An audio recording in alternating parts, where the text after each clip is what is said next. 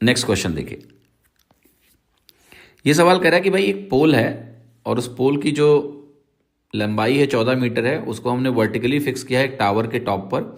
Angle of elevation top of the pole जो हम ground से ऑब्जर्व करते हैं वो 60 डिग्री है, और जो एंगल ऑफ डिप्रेशन है सेम पॉइंट का ग्राउंड पर जो पॉइंट है उसका टावर के टॉप से 45 डिग्री है।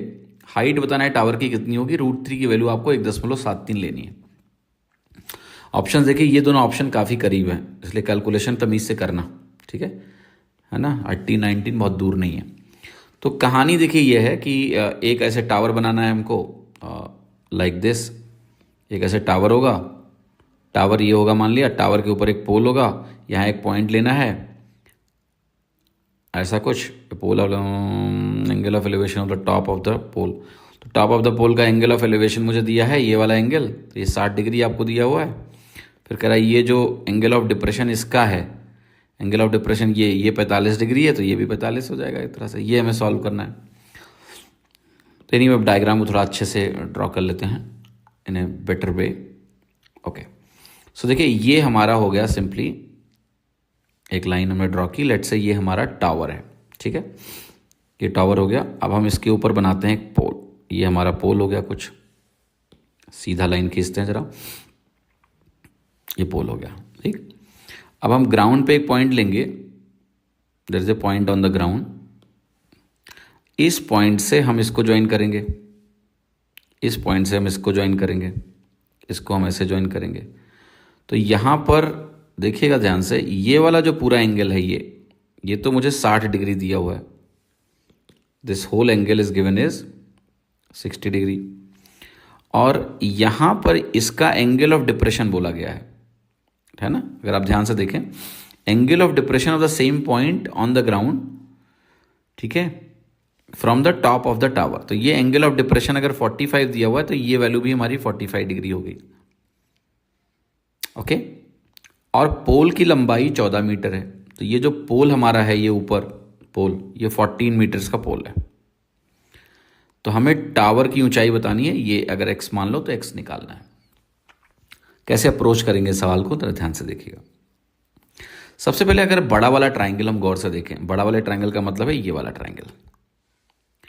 इस वाले ट्राइंगल में चूंकि ये पूरा एंगल हमारा 60 डिग्री है, तो ये एंगल हमारा 30 डिग्री बनेगा।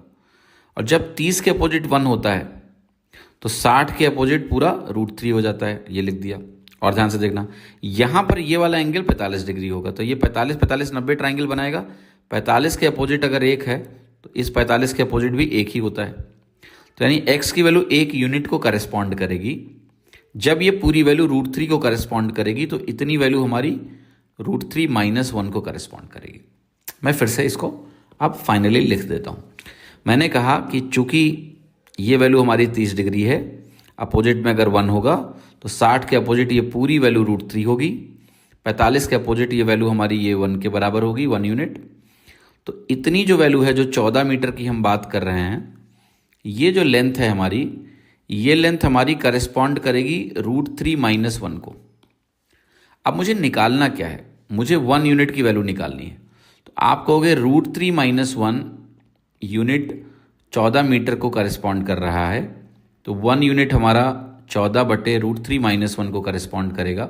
अब अगर मैं इसको रेशनलाइज करूंगा तो √3 + 1 से ऊपर नीचे मल्टीप्लाई करूंगा, तो नीचे हमारा √3 - 1 इंटू √3 + 1 क्या बनाएगा, √3 का स्क्वायर 3, 3 - 1 हो जाएगा 2, और ऊपर आपका आ जाएगा 14 इंटू √3 + 1, यानी ये हो गया वैल्यू हमारा 7 इंटू √3 + 1।